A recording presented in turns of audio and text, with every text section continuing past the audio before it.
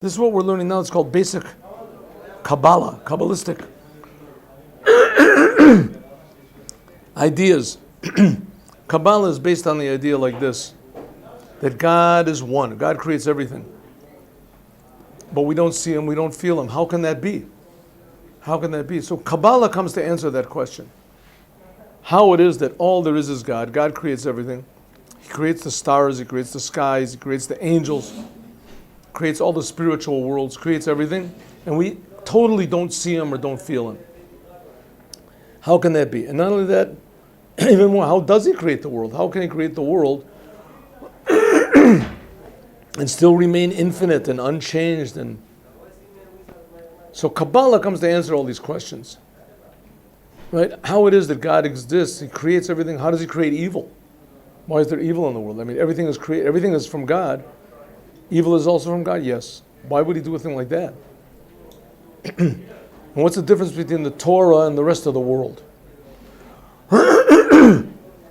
And how is it that God reacts to what we do? These are basic ideas of Kabbalah, and that Kabbalah comes to explain. It explains it in different ways. There's different explanations, but generally speaking, in true Kabbalah, there's no real arguments. There's different ways of looking at things from different facets.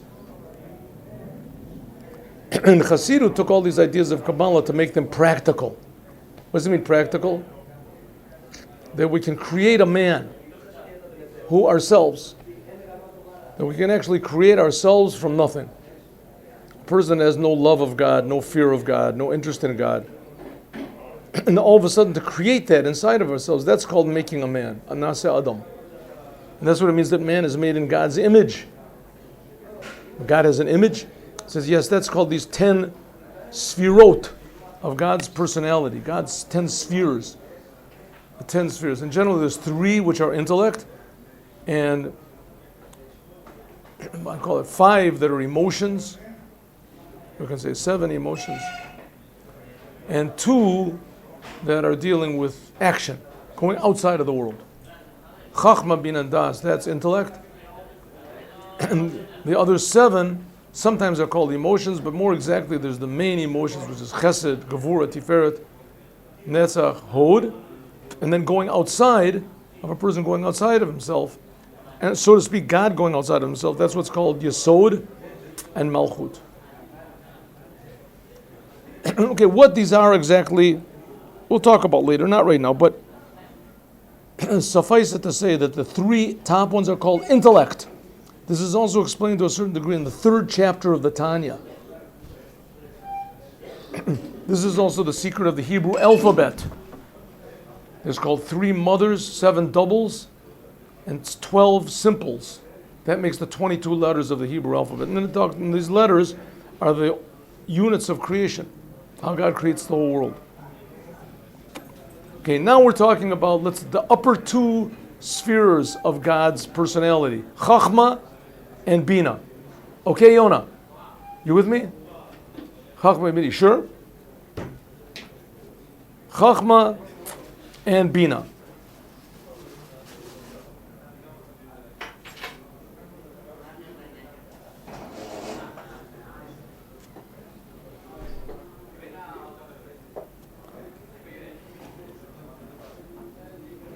Okay, Kashem, just like we're on the bottom of the previous page. Kashem, just like Kochas and Nefesh, that in the soul, Nechaleket L'shtei Sugim, there are 2 aspects of the soul, Seichel and Midos, intellect and emotion. Hamidot noldot mi'aseichel, and the emotions are born from intellect. Right? If you think this diamond is very, very valuable, you think it, then you get excited. As soon as you realize intellectually that the diamond is not valuable, it's only glass, you're not excited. If you understand what a diamond is, Bina, and you have the concept of what a diamond is, then you can get excited. That gives birth to emotions. But if you don't have any concept, chachma, of what a diamond is, then you're not going to get excited. You don't know what it is, just a big piece of glass. Right? And even if you do, you think, there's pieces of glass, there's diamonds. Each diamond, a big diamond, can be worth $100 million. This is really good. He gets it, but he doesn't understand that this is a diamond. He understands there is such a thing. There's other people have it. Not when he understands this is a diamond and he understands what it is, then he can get excited about it. Because the third aspect is he has to realize that it's his. It belongs to him. That's das. Das belongs to him. The same thing is with God. When you have the concept what God is, God creates all being. He is the source of all existence. He gave the Torah. He took the Jews out of Egypt. Right? That's the concept of what God is. Now let's understand that concept. That's a little more difficult. When you start to understand, God is really creating me. God is really, how he's concealing himself. There's a tzimtzum, there's etc. You start to appreciate it a little bit what it is. Then you realize, and this is me. God is really creating me. God is really close to me. He really likes me. He's creating me. He's giving me everything. This is incredible. You start to think about it. You get love. You get love. What's the point of it? What's the point of it? You're true. You're living in a true world. Right? A person who's not living in a true world, what does he think? He thinks that he's the most valuable thing that there is. And anything that goes against him drives him crazy, makes him depressed, makes him angry, But if you realize that there's God that cares about you and wants to be your partner, so the world doesn't have such a negative effect on you. Could be. Okay? Okay. Good.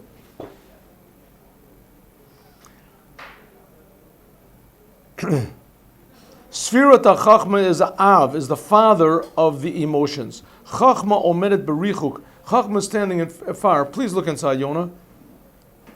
Me'amidot. V'chal shechen, and how much more so from the worlds.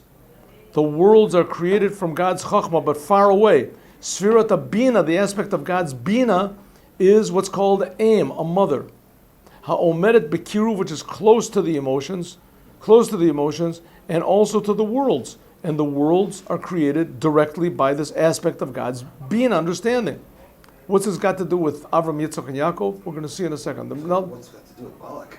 Now the Rebbe is explaining that Balak stood up on the mountain and he said, I see the Jews from far, from the mountains, and I look at them from close, from the hills. The Midrash says this is talking about the Avos and the Imos, the fathers and the mothers. That's what he saw. Avram, Yitzchak, Yaakov, and Rachel, Leah, Rivka, and Sarah. That's what he saw. So he said, the Rebbe is saying, now let's explain a little bit. What is the effect of the Avram, Yitzchak, and Yaakov, and the Imos on us? What's it got to do with? Bilam wanted to destroy all the Jewish people. Excuse me. Bilam wanted to destroy all the Jewish people. And he had the power to do it. But because he saw Avram, Yitzchak, and Yaakov, Rivka, Rachel, Leah, Sarah, and this, he couldn't do it. Why? Just seeing people, he couldn't activate this power that's more powerful than an atomic bomb. He couldn't do it. And the Jews deserved it. This is what saved the Jews. So the Rebbe wants to explain exactly what it means fathers and what it means mothers. Understood or no? A little bit? Yeah. So I'm curious to see how this goes.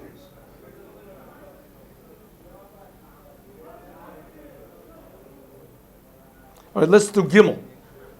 Ha'avot ve'imot, the mothers and the fathers, Haim, avot ve'imot shall call echad Yisrael.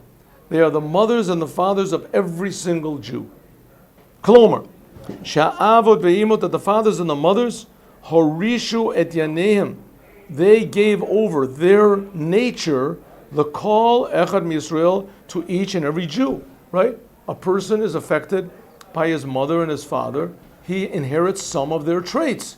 Of course, it's up to his own free will what he does with them, but nevertheless he inherits, especially if they're good traits. Call Yehudi, every Jew. Nichon has been graced. Bishnei and Yanim, with these two topics. From the fathers, he has the aspect of Chachma. Namely what? Hakoach, the ability. Lihidbatlut, to totally surrender. B'metziut, in his being, which is called the upper unity. Chachma, Bina is understanding. Excuse me one second. Bina is understanding. Chachma, 1 minute.